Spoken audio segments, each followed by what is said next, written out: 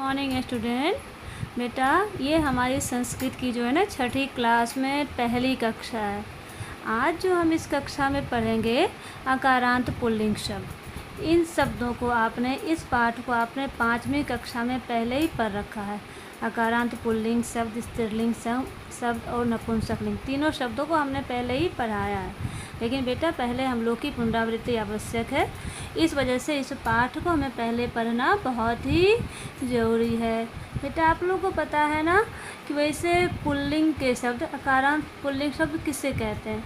मैंने पहले ही बताया था, आज भी आपको बता रही हूँ कि वैसे पुल्लिंग के शब्द जिसके उच्चारण के अंत में, ठीक है, जिसके उच्चारण के अंत में अ स्वर आता हो। कौन सा स्वर? अ। ठीक है, उसे हम क्या बोलते हैं? अकारांत, यानी अ का अंत। इसका अर्थ क्या होता है? अ का अंत। जैसे उदाहरण स्वरूप हमने क्या बोला? गज। गज का क्या हो जाता है? वर्ण विच्छेद ग प्लस अ प्लस ज प्लस अ, तो अंत में क्या आ रहा है? अ आ रहा है। तो इसलिए इसे हम क्या बोलते हैं? अकारांत। आप लोग को पहले ये भी पता है कि संस्कृत व्याकरण में, संस्कृत में 3 वचन होते हैं। हिंदी में वचन कितने होते हैं? 2। कौन से? एक वचन और बहुवचन।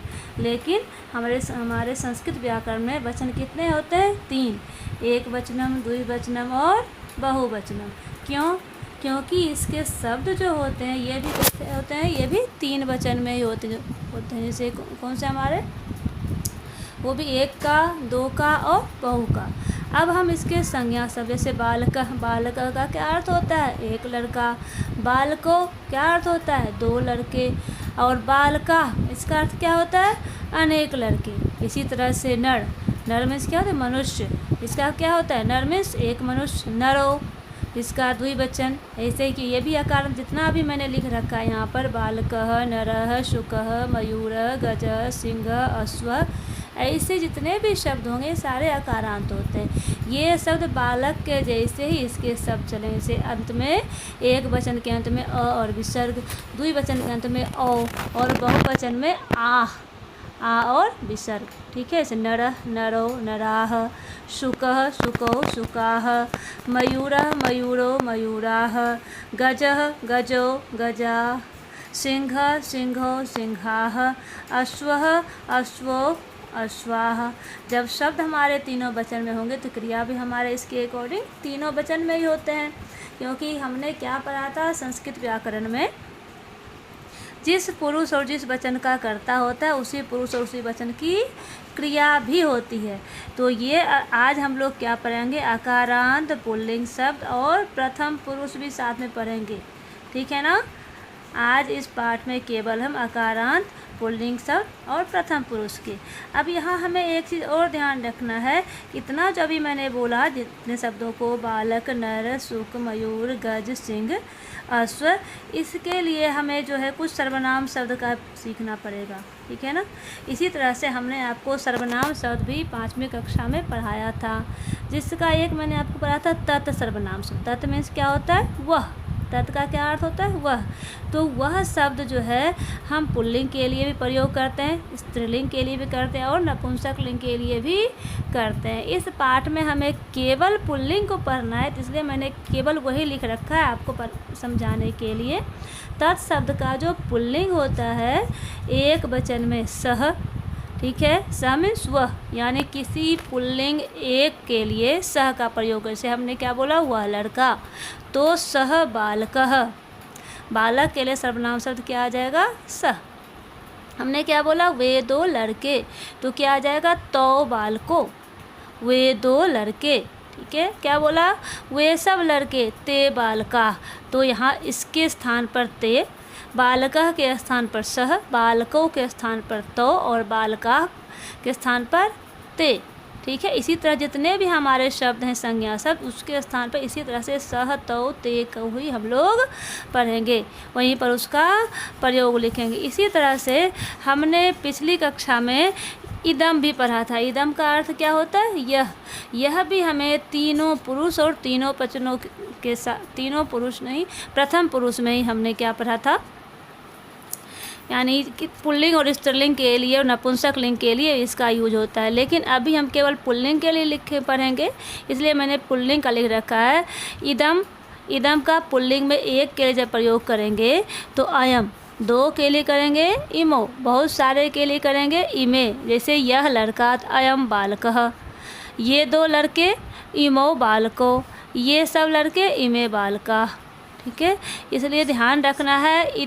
तत् मीन्स वह, इदम मीन्स यह। इसी तरह से एतत्, एतत् का अर्थ भी यही होता है, लेकिन जो हम इंग्लिश में दिस और दैट का यूज़ करते हैं तो यहाँ यही है। तो ये जो एतत् है, एतत् का क्या होता है दिस, ठीक है, और इदम का क्या होता है दैट। यानी जब कोई थोड़ा सा दूर होता है लेकिन इसका यह का प्रयोग करना होता है तो वहाँ हम इदम का शब्द रूप का प्रयोग करते हैं, इदम सर्वनाम का। और जो नज़दीक वाला होता है उसके लिए एतत् का, एषः बालकः, ठीक है ना, जो बिल्कुल आपके पास में बैठा है तो यह एषः उसके लिए प्रयोग करेंगे। और थोड़ा सा दूर है आपके क्लास में अगली, जो आपका जो अगली बेंच पर बैठा हुआ जो छात्र है उसके लिए अयम का प्रयोग करेंगे। ठीक है ना, तो एषः, ऐसा मीन्स यह लड़का, एतो ये दो, एते ये सब। समझ में आ रही है? तो ये जो एक वचन में, द्विवचन में और बहुवचन में। इसी तरह से हमने कुछ प्रश्न के लिए पढ़ा था, जैसे किम, किम का अर्थ क्या होता है क्या। इसे भी हमने जो पढ़ा था, इसे भी तीनों लिंगों में पढ़ा था, जिसमें पुल्लिंग में क्या होता है कह, कौन लड़का कह बालकः, कौन दो लड़का कौ बालको, कौन सब लड़के के बालका। तो यहाँ पर जो हमारा है क्वेश्चन के लिए, किसी तरह के प्रश्न निर्माण के लिए हमें यही करना होगा। ठीक है ना, तो एक के लिए कह, दो के लिए को और बहुत सारे के लिए के शब्द का हम प्रयोग करें। ये हमारे किसके लिए, प्रश्न के लिए। तो हमने आपको बताया था जिस पुरुष और जिस वचन का कर्ता उसी पुरुष और उसी वचन की क्रिया भी होती है। अगर किसी भी वाक्य में प्रथम पुरुष एक वचन का कर्ता होगा तो वहाँ पर प्रथम पुरुष एक वचन की क्रिया भी होगी। जैसे उदाहरण स्वरूप मैं आपको लिख के बता रही हूँ। हमने क्या लिखा, बालक पढ़ता है, क्या हो गया, बालक पढ़ता है। तो यहाँ पर बालक का अर्थ क्या है, एक लड़का, क्योंकि पढ़ता है यहाँ पे है तो यानी कोई एक लड़का ही पढ़ता है। तो यहाँ पर आ जाएगा क्या, बालक। इसका अर्थ बालक क्या है, बालक। तो यहाँ बालक क्या है, प्रथम पुरुष एक वचन और पुल्लिंग शब्द। तो प्रथम पुरुष एक वचनम में यहाँ पर ती का प्रयोग होना है। ठीक है ना, ये द्विवचनम के अर्थ से है और ये बहुवचनम के अर्थ से है। अब क्या है, पढ़ता का क्या होता है धातु रूप पठ।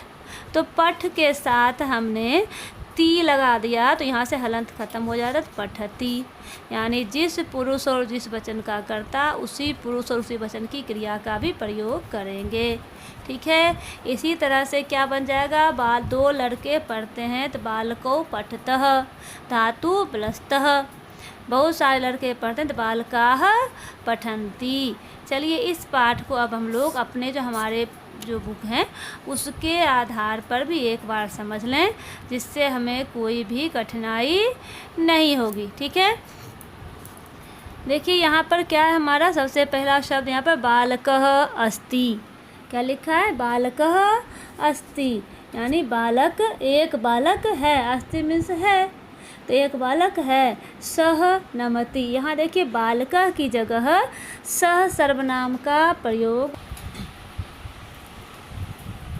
ठीक है बेटा, यहाँ पर जैसे हमारा फर्स्ट लाइन क्या है, क्या लिखा है, बालकः अस्ति, एक बालक है। ठीक है ना, क्या देखो पिक्चर क्या है कि सह नमति, वह प्रणाम कर रहा है। अभी हमने पढ़ा था ना, क्या जिस पुरुष और जिस वचन का कर्ता उसी पुरुष उसी वचन की क्रिया। तो बालकः प्रथम पुरुष एक वचन में, तो क्रिया भी अस्ति, अस्त धातु में ती लग गया, क्या बन गया, अस्ति। ये भी बताया था आपको, सर्वनाम भी उसी का होगा, है ना। तो सर्वनाम भी वैसा ही होगा, जैसे प्रथम पुरुष एक वचन में है तो सर्वनाम भी वही है, प्रथम पुरुष एक वचन में। सह नमति, नम के साथ ती लग गया, वह प्रणाम कर रहा है। दूसरा क्या है यहाँ पर, बालको स्तः। दूसरा क्या है हमारा, बालको स्तः, दो बालक हैं। तो बताया था ना तह, ठीक है, दो बालक हैं। तौ नमतः, यहाँ हमने पढ़ा था ना तौ, सह तौ, दो के लिए तौ का प्रयोग, तो वे दो प्रणाम करते हैं। बालकाः सन्ति, अनेक बालक हैं।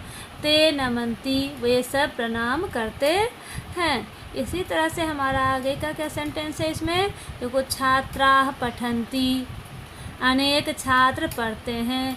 ते न वदन्ति, वे सब नहीं बोलते हैं। गजः चलति, हाथी चलता है। गजः एक वचन में तो क्रिया भी चलती। सह शनैः चलति, वह धीरे चलता है। अब द्विवचन का देखो, अकारांत पुल्लिंग का द्विवचन, अश्वौ धावतः, दो घोड़े दौड़ते हैं। तौ तीव्रम धावतः, वे दोनों तेज दौड़ते हैं। तौ का प्रयोग हुआ द्विवचन में। आगे देखिए फिर क्या, एकः वृक्षः अस्ति, एक वृक्ष है।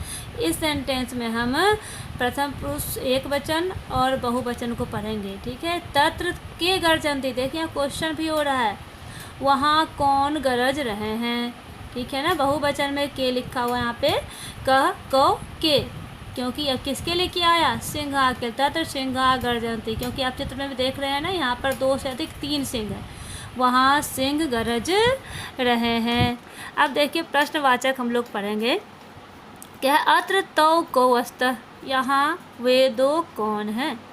क्या है हमारा अगला, अत्र शुकः मयूरः च स्तः, यहाँ शुक मीन्स तोता और मयूर मीन्स मयूर मोर, यहाँ तोता और मयूर है। संस्कृत के वाक्यों में और शब्द का प्रयोग और किसके लिए है, च मीन्स और, ये 2 शब्दों के बाद होता है, 2 शब्दों के बीच नहीं होता, इसलिए शुकः मयूरः च, यहाँ तोता और मयूर है। सः कः नृत्यति, वह कौन नाचता है, वह कौन नाच, क्या लिखा है, सः मयूरः नृत्यति, वह मयूर नाचता है। यहाँ जो प्रश्न उत्तर आया है मयूर किसके लिए, कः के लिए। सः कः नृत्यति पहले क्वेश्चन था, उत्तर क्या हुआ, सः मयूरः नृत्यति, वह मयूर नाचता है। फिर अगला हमारा क्या लाइन, नरः गच्छति, मनुष्य जाता है, ठीक है ना। सः कृषकः अस्ति, वह किसान है। यहाँ नरः के लिए सह सर्वनाम आया है, ठीक है ना, या कृषका के लिए भी आया है। कृषकः क्षेत्रम गच्छति, किसान खेत जाता है। क्षेत्रम इसका खेत, गच्छति जाता है। गच्छति किस मूल धातु से बना है, गम से, गम या गच्छ, ठीक है ना। यह क्या हमारा परिवर्तनीय धातु, इसी, ठीक है ना। अगली कक्षा में फिर इसकी पुनरावृत्ति परिवर्तनीय धातु और अपरिवर्तनीय धातु के हम लोग करेंगे। अभी बस इतना ही है, ध्यान से सुनना फिर से। नरः गच्छति, मनुष्य जाता है। सः कृषकः अस्ति, वह किसान है। कृषकः क्षेत्रम गच्छति, किसान खेत जाता है। बेटा इसके बाद हमारा क्या है, अभ्यास कार्य, और जितने भी हमारे शब्दार्थ हैं, शब्दार्थ को आप लोग पढ़ना और अपनी कॉपी में लिख लेना, क्योंकि आपको ये याद करना बहुत ज़रूरी है। हमारे ये शब्दार्थ हैं, इसमें सब कुछ संज्ञा पद अलग दे रखे हैं, अव्यय अलग दे रखे हैं, सर्वनाम अलग दे रखे हैं, धातुएं अलग दे रखे हैं। ध्यान से पढ़ना, सब कुछ समझ में आ जाएगा। और आपका जो व्याकरण पोर्शन का, जो कि मैंने आपको बताया था, ये बहुत ही मुख्य पॉइंट है इसमें, इन सबको भी आप अच्छी तरह से पढ़ना। और साथ साथ हमारी पुनरावृत्ति के लिए वर्ण विच्छेद और वर्ण संयोजन, जो कि लिखा हुआ यहाँ पर दे रखा है, पहले भी आप पढ़ चुके हो। जब हम अनेक वर्णों को जोड़कर एक शब्द बनाते हैं तो उसे हम वर्ण संयोजन बोलते हैं। जब शब्दों से वर्णों को अलग अलग करते हैं उसे हम वर्ण विच्छेद बोलते हैं, जो कि आप यहाँ देख लो उदाहरण में दे रखा है। बालक, गज, नर, अश्व। मैंने आपको 5वीं कक्षा में कई शब्दों का बहुत बार करवाया था।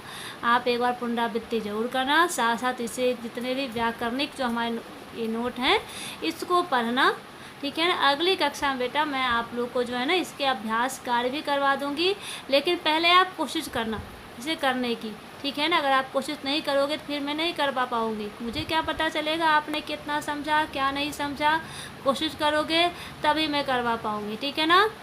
इसलिए ध्यान से पाठ को दोबारा तिबारा 2 बार 3 बार पढ़ना है। आपके पास PDF है ही, ऐसे ही आप खोलोगे और इसे आप पढ़ोगे, ठीक है ना। इस जो हमारे पाठ है इसका प्रश्न नंबर 6 ये व्याकरण का यानी वर्ण को मिलाकर शब्द बनाइए, ये वर्ण संयोजन, ये आप अपने आप बना के रख लो। मैं आपसे यहाँ पर पूछूंगी, ठीक है ना। मैं सबका लिखा देखूंगी आपने क्या बनाया क्या नहीं बनाया, ठीक है। अगली कक्षा में हम लोग फिर मिलते हैं, अभ्यास कार्य में करवाऊंगी, ठीक है। धन्यवाद।